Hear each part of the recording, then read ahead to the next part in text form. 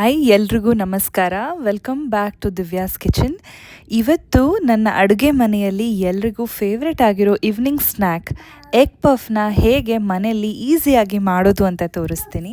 Egg puff ಮಾಡೋದಕ್ಕೆ ಏನೇನು ingredients ಬೇಕು ಅಂತ ಇಲ್ಲಿ ಲಿಸ್ಟಲ್ಲಿ ಹಾಕಿದ್ದೀನಿ. ನಮಗೆ ಮೇಯ್ನಾಗಿ ಬೇಕಾಗಿರೋದು ಪಫ್ ಪೇಸ್ಟ್ರಿ ಶೀಟ್ಸ್. ಇದು ಈಸಿಯಾಗಿ ನಮಗೆ ಹೊರಗಡೆ ಅಂಗಡಿಯಲ್ಲಿ ಸಿಗುತ್ತೆ. ಮೊದಲನೇದಾಗಿ ಮೊಟ್ಟೆನ ಬೇಯೋಕ್ಕೆ ಇಟ್ಕೊಂಡು ಓವನನ್ನು ಪ್ರೀ ಹೀಟ್ ಮಾಡ್ಕೊಳ್ತಾ ಇದ್ದೀನಿ. ಸೊ ಇಲ್ಲಿ ನೀವು ನೋಡ್ತಾ ಇರ್ಬೋದು 400 ಡಿಗ್ರಿಗೆ ಪ್ರೀ ಹೀಟ್ನ ನಾನು ಸ್ಟಾರ್ಟ್ ಮಾಡಿಕೊಂಡೆ. ಅದಾದಮೇಲೆ ಮೊಟ್ಟೆ ಸೈಡಲ್ಲಿ ಹಾಗೆ ಬೇಯ್ಕೊಳ್ತಾ ಇರುತ್ತೆ. ನಾನಿಲ್ಲಿ 4 ಪಫ್ ಮಾಡ್ತಾ ಇದ್ದೀನಿ, ಹಾಫ್ ಎಗ್ ಪಫ್. ಅದರಿಂದಾಗಿ 2 ಸಾಕು ಮೊಟ್ಟೆನ ಬೇಯಿಸ್ಕೊಂಡ್ರೆ. ನಾನು ಜೊತೆಗೆ ಇನ್ನೂ ಬೇರೆ ಎಗ್ ಐಟಮ್ ಮಾಡ್ತಿರೋದ್ರಿಂದ ಜಾಸ್ತಿ ಎಗ್ಸ್ ಕಾಣಿಸ್ತು ನಿಮಗೆ. ಸೊ ಅದಾದಮೇಲೆ ಬರೀ ಈರುಳ್ಳಿ, ಹಸಿಮೆಣ್ಸಿನ್ಕಾಯಿನ ನೀವು ಕಟ್ ಮಾಡಿಕೊಂಡ್ರೆ ಸಾಕಾಗುತ್ತೆ ಈ ಎಗ್ ಪಫ್ ಮಾಡೋದಕ್ಕೆ. ಈರುಳ್ಳಿನ ಉದ್ದುದ್ದಾಗಿ ಕಟ್ ಮಾಡಿಕೊಂಡು ಒಂಚೂರು ಎಣ್ಣೆ ಹಾಕ್ಕೊಂಡು ಪ್ಯಾನ್ಗೆ ಅದನ್ನು ಹುರ್ಕೊಳ್ಳಿ ಚೆನ್ನಾಗಿ. ಅದ್ರ ಜೊತೆಗೆ ಗ್ರೀನ್ ಚಿಲ್ಲೀಸ್ ಹಾಕ್ಕೊಂಡಿದ್ದೀನಿ, ಇದನ್ನು ಚಿಕ್ಕ ಚಿಕ್ಕದಾಗಿ ಕಟ್ ಮಾಡ್ಕೊಂಡಿದ್ದೀನಿ. ಅದಾದಮೇಲೆ 2 ಸ್ಪೂನ್ಸ್ ಜಿಂಜರ್ ಗಾರ್ಲಿಕ್ ಪೇಸ್ಟ್ನ ಆ್ಯಡ್ ಮಾಡಿಕೊಂಡು ಆನಿಯನ್ಸ್ ಪಿಂಕ್ ಕಲರ್ ಟರ್ನ್ ಆದಮೇಲೆ ಇವಾಗ ನಾನು ಸ್ವಲ್ಪ ಕಲ್ಲುಪ್ಪನ್ನು ಹಾಕ್ಕೊಳ್ತಾ ಇದ್ದೀನಿ, ರುಚಿಗೆ ಎಷ್ಟು ಬೇಕಷ್ಟು. ಮತ್ತು ಇವಾಗ ಈರುಳ್ಳಿ ಮತ್ತು ಮೆಣಸಿನ್ಕಾಯಿನ ಫ್ರೈ ಆಗೋಕ್ಕೆ ಬಿಟ್ಟು ಇದಕ್ಕೆ ಒಂದು ಚಿಟಿಕೆ ಅರಿಶಿನದ ಪುಡಿ, ಹಾಗೆ ಒಂದು ಚಿಕ್ಕ ಸ್ಪೂನಲ್ಲಿ ಖಾರದ ಪುಡಿನ ಹಾಕ್ಕೊಂಡೆ.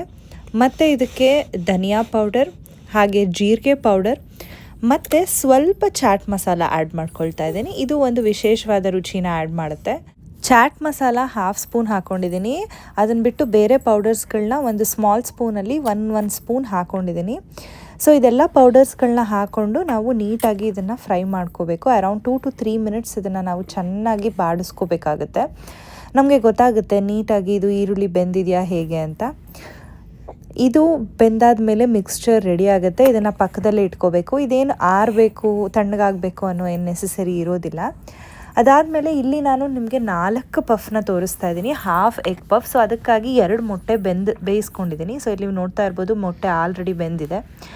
ಇವಾಗ ಪಕ್ಕದಲ್ಲಿ ಪೇಸ್ಟ್ರಿ ಶೀಟ್ಸ್ಗಳನ್ನ ಇಟ್ಕೊಂಡು ಅದ್ರ ಮೇಲೆ ಒಂದು ಮೊಟ್ಟೆನ ಹೊಡ್ಕೊಂಡು ಅದನ್ನು ಚೆನ್ನಾಗಿ ಮಿಕ್ಸ್ ಮಾಡ್ಕೊಳ್ಳಿ. ಅದನ್ನು ಮಿಕ್ಸ್ ಮಾಡಿಕೊಂಡು 1 ಸ್ಪೂನ್ ನೀಟಾಗಿ ಸವರ್ಕೋಬೇಕು. ಈ ಥರ ಮಾಡೋದ್ರಿಂದ ತುಂಬಾ ಕ್ರಿಸ್ಪಿಯಾಗಿ ಬರುತ್ತೆ ಪಫ್ಸ್ಗಳು. ಸೊ ಇಲ್ಲಿ ನೀವು ನೋಡ್ತಾ ಇರ್ಬೋದು 4 ಪಫ್ಗೂ ನಾನು ನೀಟಾಗಿ 1 ಸ್ಪೂನ್ ಎಗ್ಗನ್ನು ಸವರ್ಕೋತಾ ಇದ್ದೀನಿ. ಸೊ ಅದಕ್ಕಾಗಿ ನಾನು ಸ್ಟಾರ್ಟಿಂಗ್ ಇಂಗ್ರೀಡಿಯೆಂಟ್ಸಲ್ಲಿ ನಿಮಗೆ 3 ಮೊಟ್ಟೆ ತಗೊಳ್ಳಿ ಅಂತ ಹೇಳಿದ್ದು. 2 ಬೇಯಿಸ್ಕೊಳ್ಳಿ, 1 ಮೊಟ್ಟೆನ ಹಾಗೆ ಓಪನ್ ಮಾಡಿ ಮಿಕ್ಸ್ ಮಾಡ್ಕೊಳ್ಳಿ. ಈಗ ಇದ್ರ ಮೇಲೆ ನಾವು ಪ್ರಿಪೇರ್ ಮಾಡಿರೋ ಮಿಕ್ಸ್ಚರ್ಗಳನ್ನ 1 ಸ್ಪೂನ್ ಇಲ್ಲ 2 ಸ್ಪೂನ್ ಹಾಕೋಬೇಕಾಗತ್ತೆ. ಕೆಲವ್ರಿಗೆ ತುಂಬ ಸ್ಟಫಿಂಗ್ ಇಷ್ಟ ಆಗುತ್ತಲ್ವ, ಸೊ ನೀವು ಜಾಸ್ತಿ ಕೂಡ ಹಾಕೋಬೋದು, ಚೆನ್ನಾಗಿರುತ್ತೆ. ಈಗ ಮೊಟ್ಟೆನ ನಾವು ಹಾಫ್ ಕಟ್ ಮಾಡಿಕೊಂಡು ಒಂದೊಂದ್ರ ಮೇಲೇನು ಹೀಗೆ ಅಪ್ಸೈಡ್ ಡೌನ್ ಆಗಿ ಇಟ್ಕೊಂಡು ಬರಬೇಕು. ಸೊ ಈಗ ಇಟ್ಕೊಂಡು ಒಂಚೂರು ಹಾಗೆ ಪ್ರೆಸ್ ಮಾಡಿ. ಸೊ ಇವಾಗ ಫೋಲ್ಡಿಂಗ್ ಮಾಡಬೇಕು. ಫೋಲ್ಡಿಂಗ್ ತುಂಬ ಇಂಪಾರ್ಟೆಂಟ್. ಇದು ನೀಟಾಗಿ ಅಂಟ್ಕೊಳ್ಳುತ್ತೆ, ಏನು ತೊಂದರೆ ಇಲ್ಲ. ಸೊ ಅಂಟೋದಕ್ಕೆ ಅಗೇನ್ ನಾವು ಮತ್ತೆ ಯೂಸ್ ಮಾಡಬೇಕಾಗಿರೋದು ಮೊಟ್ಟೆ. ಸೊ ಸ್ವಲ್ಪ ಮೊಟ್ಟೆ ಒಂದು ಸ್ವಲ್ಪ ಹಾಕ್ಕೊಂಡು ಮತ್ತೆ ಇದನ್ನು ಕ್ಲೋಸ್ ಮಾಡ್ಕೋಬೇಕು. ಸೊ ಈ ಥರ ಫೋಲ್ಡಿಂಗ್ ಮಾಡ್ಕೊಳ್ಳಿ ನೀವು. ಸೊ ಡಯಾಗ್ನಲ್ ಸೈಡ್ ಒಂದು ಸರಿ ಫೋಲ್ಡ್ ಮಾಡಿಕೊಂಡು 2 ಉಳಿದಿರುತ್ತಲ್ಲ ಅದನ್ನು ಮತ್ತೆ ಈ ಥರ ಫೋಲ್ಡ್ ಮಾಡ್ಕೋಬೇಕಾಗುತ್ತೆ. ಸೊ ಹೀಗೆ ಫೋಲ್ಡ್ ಮಾಡಿ ಮತ್ತೆ ನೀವು ಇದ್ರ ಮೇಲೆ ಕೂಡ ಎಗ್ನ ಹಾಕೋಬೇಕು. ಸೊ ಇದು ಹಾಕೋದ್ರಿಂದ ಎಗ್ ಪಫ್ಗಳು ಪ್ಲಫಿಯಾಗಿ ಬರುತ್ತೆ, ಊದುತ್ತೆ, ಹಾಗೆ ಕ್ರಿಸ್ಪಿಯಾಗಿ ಕೂಡ ಬರುತ್ತೆ.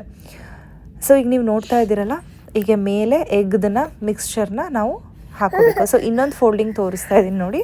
ಇಲ್ಲ ಫಸ್ಟ್ 2 ಹಾಗೆ ಫೋಲ್ಡ್ ಮಾಡ್ಕೊಳ್ಳಿ, 2ಕ್ಕೆ ಎಗ್ನ ಯೂಸ್ ಮಾಡ್ಕೋಬೋದು. ಸೊ ಹೀಗೆ ನೀಟಾಗಿ ಫೋಲ್ಡ್ ಆಗುತ್ತೆ. ಸೊ ಈಗ 4 ಪೇಸ್ಟ್ರಿ ಶೀಟ್ಸ್ಗಳನ್ನು ನೀಟಾಗಿ ಫೋಲ್ಡಿಂಗ್ ಮುಗ್ದಿದೆ. ಮತ್ತು ಮೇಲೆ ಕೂಡ ನಮಗೆ ಚೆನ್ನಾಗಿ ಹಾಕ್ಕೊಂಡಿದ್ದೀನಿ ನಾನು ಎಗ್ಗನ್ನು.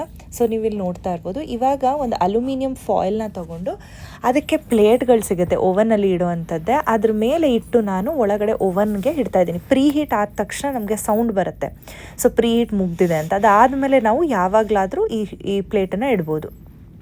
ಇಟ್ಟು ನಾವು ಅದನ್ನು ಲಾಕ್ ಮಾಡಿ ಓವನನ್ನು 30 ಮಿನಿಟ್ಸ್ಗೆ ಟೈಮರ್ನ ಸೆಟ್ ಮಾಡಿ ನಾವು ಸ್ಟಾರ್ಟ್ ಬಟನನ್ನು ಪ್ರೆಸ್ ಮಾಡಬೇಕು. ಸೊ ಇವಾಗ ಈ 30 ಮಿನಿಟ್ಸ್ ಒಳಗಡೆ ನಾವು ಓವನ್ ಲೈಟ್ ಕೂಡ ಆನ್ ಮಾಡಿದರೆ ನೀವು ಒಳಗಡೆ ನೋಡ್ಬೋದು ಎಷ್ಟು ಚೆನ್ನಾಗಿ ಎಗ್ ಪಫ್ ಬೇಯ್ತಾ ಇರುತ್ತೆ. ಹಾಗೆ ನಾನು ಇಲ್ಲಿ ಕ್ಯಾಪ್ಚರ್ ಮಾಡೋಕ್ಕೆ ಟ್ರೈ ಮಾಡಿದ್ದೀನಿ ನೋಡಿ, ಅಲ್ಲಿ ಊದ್ತಾ ಇದೆ.